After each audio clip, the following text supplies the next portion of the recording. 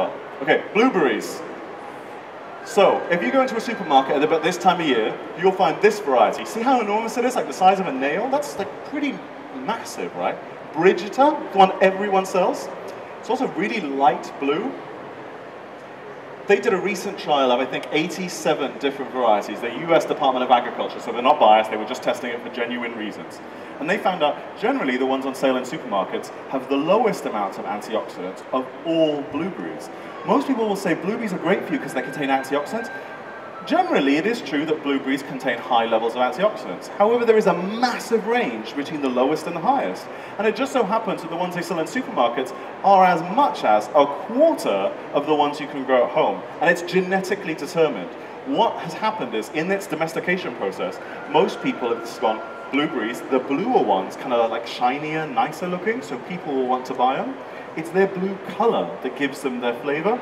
The darker, the more amount of them, the more black they are. They've selected the bluer ones, thereby selecting ones that are least flavorful and least nutritious. So don't go for Brigita, which you can also buy. Like, to be honest, if you can buy it in a supermarket, why the hell would you want to grow it? Because it's a lot harder to grow it than it is to buy it.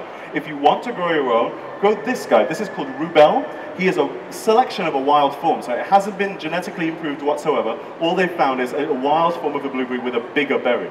Most things, the more wild they are, the less we've messed around with them, the more natural, the more phytonutrients they contain. They're grown in exactly the same way. To be honest, you'll be able to see from the size, although the color is a bit bright in this one, it's a much darker color.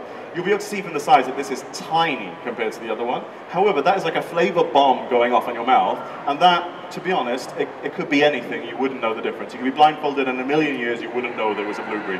You only know it's a blueberry because you see it's a blueberry and then perceive its flavor. Oh, speaking of antioxidants, okay, blueberries are like if you were to draw a graph of the amount of antioxidants that are in different fruit, blueberries are always kind of high up there. You know the other stuff that people mention?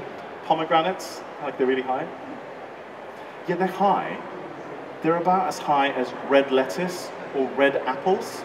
They're like way down here in the context of things. So you go up to this.